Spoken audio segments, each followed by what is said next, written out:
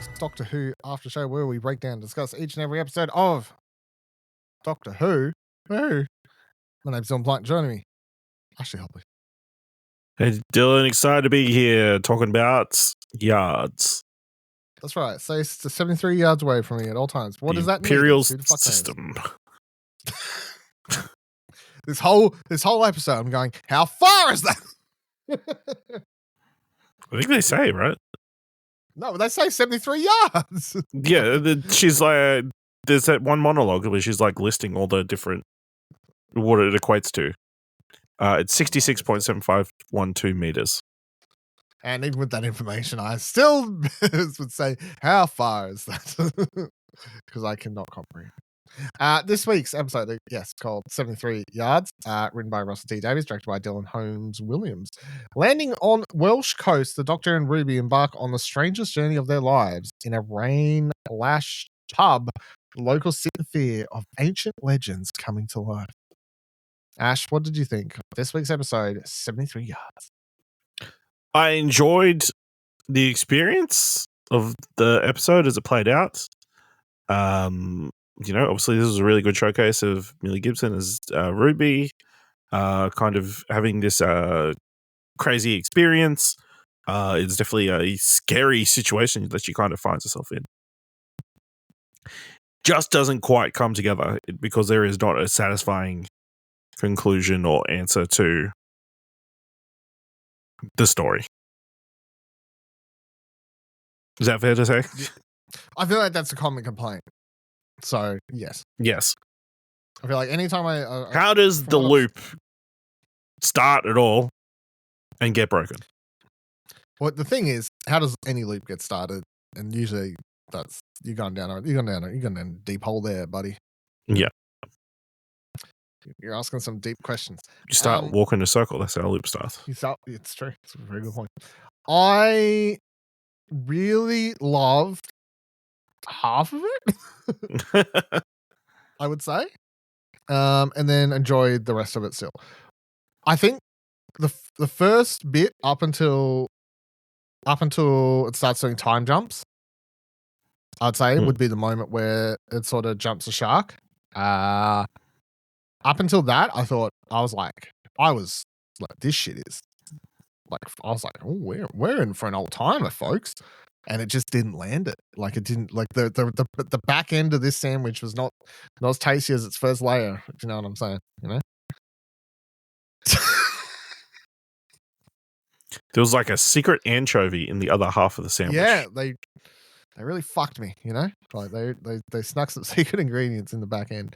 But I mean, yeah, the opening, just the Doctor disappearing, the creepy fucking person just consistently doing their little wiggles dance, you know, like that first lady just running crazy, like after she went to talk to him. The everyone in the pub, the fake out with the story about. Shout out to all the people in the pub for being dicks, you know. Yeah, they were great. For all committing to the bit. Yeah, so good. You know? Everything up until not when she heads back home, but when it suddenly from starts when Mum doing kicks this her whole, out, or after yeah, Kate. from after Kate. After the Kate scene, I say it would probably be when it, right? Yeah. When it jumps forward and she's like, it's yeah. all these men telling you this. The first time jump to Kate is it's been a year, and I was like, okay, like I'm still on board. After that, and then so I'd say after the Kate scene is when it starts going downhill. Yeah, as soon as you start jumping super forward in time, my mind at least went, oh, how are they going to rewrite this? Undo all this. Because a year, I was okay. A year, I'm that still makes like, sense. I can deal with a year. Like a year's like, oh my god, it's been a year, but like that's not like it's fine. Like we can live with years a year. But the second they start doing those massive time jumps and stuff, I'm like, fuck now, how are we fixing this shit? Yeah. What are you doing here? And then once they introduce the politician story thing, which I still don't really understand the point of. Don't get it. I mean, it felt 'Cause- like it gave her purpose as to why the lady was there. Yeah, but it's like, purpose she gave herself, right? Because I know. Hold on. Let's just boil it down. Like, because there's no point fucking like trying to make any sense of this episode other than going straight to the end. Because the end is the start, right? So Yeah. it's a loop. So her at the end, the future version of herself or whatever. Yes. Who comes into her hospital room. Now, in my mind, I'm going 73 yards. Is it because it's waiting until she turns 73? That's what my head goes straight to. Could be. So, like, that's the only thing I've been able to grasp onto as a explanation. Okay, so she's allowed to get close to her on her. She turned 73 that day. She's now turned 70 or some shit like that. So she can get close. Or it's her deathbed. She was about to die. Or she's about to die. She was about to have a brain aneurysm or something. Yeah. So she now can finally do that, and then she, like, whatever reason, teleports her. Now, who and what's causing any of these things? This is the can of worms when it comes to the this episode wasn't fully explained. I don't think this episode was fully explained because it's going to come back down to. I don't think this is a self-contained episode. I think the cause and effect of this episode is going to be in something else. Yeah. Okay. Yeah. So I don't think this episode will make full sense until you understand Ruby more. And then maybe you could come back later and be like, this makes more sense now. Will that help people that really don't like this episode? Probably not, because at that point you've already lost them. But I just feel like by the time you're hopeful that there will be a I'm not hopeful. resolution. I just think that makes sense because the monster of the episode, you're watching the whole episode going, who's the monster? Is it some supernatural thing created by the Circle? Is it this supernatural Mad Jack, whatever? Is it this politician? Is it this? It turns out the monster of the week was Ruby. Okay, we don't understand what Ruby's powers are or who or what she is. So until we do, then that might help explain what the cause and effect of this is. Because we know, the only stuff we really know about Ruby is that when she gets highly emotional, she starts to snow. So did something happen to the doctor that was unrelated? And then losing the doctor caused her to have a panic attack, which then caused that. What, 73 years in the future? Well, I don't know, but like, yeah, I don't know. It just, the resolution was not fitting, or like no questions about the lady were answered in a satisfying way. No. What was she telling people that was making him run away? Why 73 yards? Again, how do they break the loop? Why that time when they walk out of the TARDIS do they stop when it seemed like the lady was doing exactly the same thing that, they did the first time, Yeah. They're all good questions. And if it's all answered in another episode, it's like, okay. It's not that I believe or have hope that they will directly answer it. I'm just having hope that by the time we get an explanation of who and what Ruby actually is, because we know there's some big secret reveal, something happening there, then that might help recontextualize this episode, I guess. I don't think we're gonna have episode 8 or whatever. They're going, hey, remember when that thing happened in the Welsh coast? Let's explain that. I don't think you're gonna get that. Because I guess the other problem with them trying to explain this episode from the get-go is because the second that she stops herself, the second she stops the doctor, and then you've got this other version of Ruby, it's like, well, that version of Ruby has no fucking clue what's going on, so she's never going to talk to the doctor about it. So who was ever going to, like, where do we get the explanation from? Okay. So I got an interesting quote that's apparently from behind the scenes video from Davies. Yeah. Something profane has happened with the disturbance of this very circle. There's been a lack of respect. The Doctor is normally very respectful of alien life forms and cultures, but now he's just walked through something that's very powerful and something's gone wrong. this something is corrected when Ruby has to spend a life of penitence in which he does something good, which brings the whole thing full circle. It forgives him in the end. So fairies. Or fairy circles. Yeah. I mean, maybe. But again, it just didn't feel satisfying, If that's his answer as to what occurred, I don't think he did a good job of explaining it. I mean, the thing is, and I understand that. I think I think I would say I like this episode more than you, because I was a little like I was like I enjoyed the build up. I enjoyed like some of the like, oh, I'm going to be, trying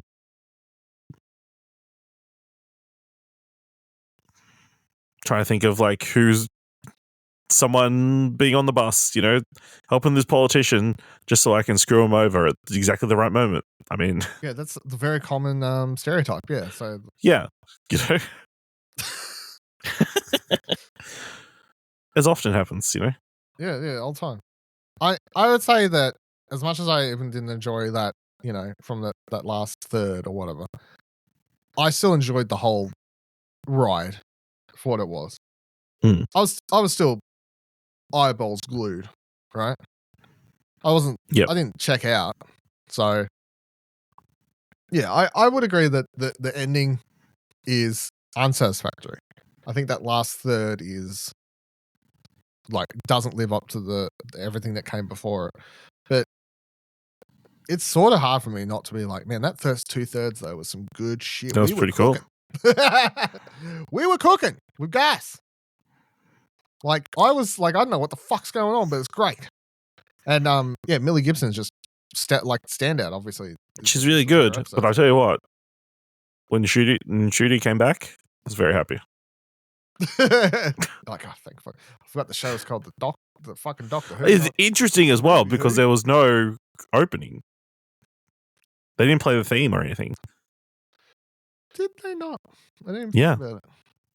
It just started. Too shocked. I was too like. Yeah, and then the Ncuti and Millie Gibson's names just came up. Yeah, okay. As text on the screen. I mean, the other thing I'll give this episode, like this episode was scary, right? Like, I think it had. It's a terrifying idea of this a figure following you. I think there's when she's on the train, it's like she's constantly popping up. I've watched It Follows, and they have a scene like that in that fucking movie on the train, kinda. But that's a sexual STD following someone, not a. Yeah. It's an STD monster instead. So. I mean, it's also interesting. Like, she's also got empathy for the person as well. Like, she's like, "Oh, I never took a boat or a plane because I was worried that what if I killed her?" Well, I mean, turns out it's her. So yeah. Or yeah, I don't know. Was it her, or at the end does she become like she inhabits the being? Yeah. But that's the thing. Is she is Ruby a fairy? Is that what we're? Maybe. Is that what we're saying? Because the other thing is, or I think another again, standout line thing in this episode, and like just continue with the season. How does this Doctor and Companions story start? Goblins. Mm-hmm. Yes. I think, and I'm guessing the line that you were thinking of is that Kate mentions that, yes. more recently they've been facing supernatural entities rather than alien entities. Yes. Which I'm like, that's not just getting thrown out, right? That's just I suspect that's probably tied into those other dimensional beings that we've started to see, like the toy maker, like the music person that I can't remember. Yeah, and whoever else bringing these kind of supernatural story things to life. Yeah, kind of. It reminds me of American Gods a little bit. It's like it's like when the Norse gods came to to America, they brought with them their shit, like their law, their folklore and stuff, I guess. And it's like now it's like you've got all these like supernatural. You've released the toy makers' supernatural beings and mystery boxes and whatever else. And now suddenly the Doctor Who universe is just full of more supernatural stuff, not Daleks and Cybermen and whatever else that we used to seeing, the aliens and stuff. So it just makes me think of that sort of like the mythology of Doctor Who sort of changing. Yeah. The landscape, I guess. So yeah, I mean Ruby's a fairy. Come on, look at it. I know fairy could just be a word that, humans use for an alien. True. Okay. Magic is just science that we don't understand yet. True.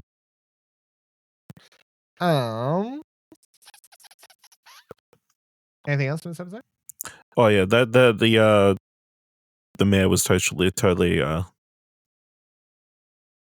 forcing an affair with that other lady, right? Oh, 100%. See, when I was talking before about trying to think of a thing, my mind immediately went to Margot Robbie and Bombshell, but that didn't work because that was just, it was just sexual assault scandal. Yeah, well, I mean, there could have been a sexual assault. But, it wasn't forcing a mayor to quit their job by running away because of a ghost being. And I think last week you talked about, this was a story that RTD wanted to tell for a long time. I think for a long time. They said it was like one of the first things. Yeah, and I think he had to wait for the technology where there was a phone app that you could measure a distance to step away. How do I don't know how to finish this story. How will I get her to know exactly how many steps? Can't just eyeball it. It's true. Maybe that was the big hang up for him. Big joke. I mean, I reckon I wouldn't be surprised. At the moment, I'm gonna say I enjoyed this episode. I thought it was a good episode. I think for as much as the ending doesn't land, as much as that the last third just sort of falls off, everything before it was so good that I cannot go past saying that, like, this is still a good episode, right? But I'm hopeful if they do land some of that recontextualization that we can look back and go, man, that was a great episode. Maybe. Maybe not. Maybe it's just a good episode. But at the end of the day, ain't so bad to have a good episode, Doctor Who, is it? No. Because we come from a time when they were... It's been a rough several years. Let's not start getting too picky over here. Yeah. Right? Get a whiff of some good Doctor Who and we'd think, we watch one set a standard so high. episode and suddenly we're like, oh, it's not good enough anymore. Oh dear. All right. That's good for this week's episode of Fish Fingers Custard. Thank you for listening along and listening. Your thoughts on the episode of Twitter, YouTube comments, Discord, fucking I don't know, wherever you want.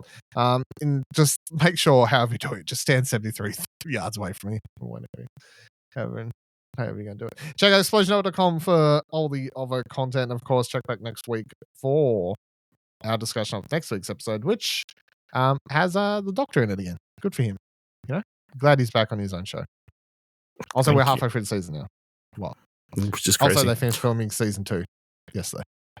Really? Season 15, whatever it is. Did you see they're going to show the last 2 episodes in UK cinemas? In the UK? Yeah. Apparently not here. Well, not in here. Not here. I think they'll show the first one again because it'll be the week of the finale. Yeah, okay. They're not watching it ahead. Yeah. So you don't have to avoid spoilers, is what I'm saying. Good. Because that would be fucking bullshit. No, there's no way. That makes more sense. That makes way more sense. All right, thank you for joining us. And Elan Z. Fuck if I know.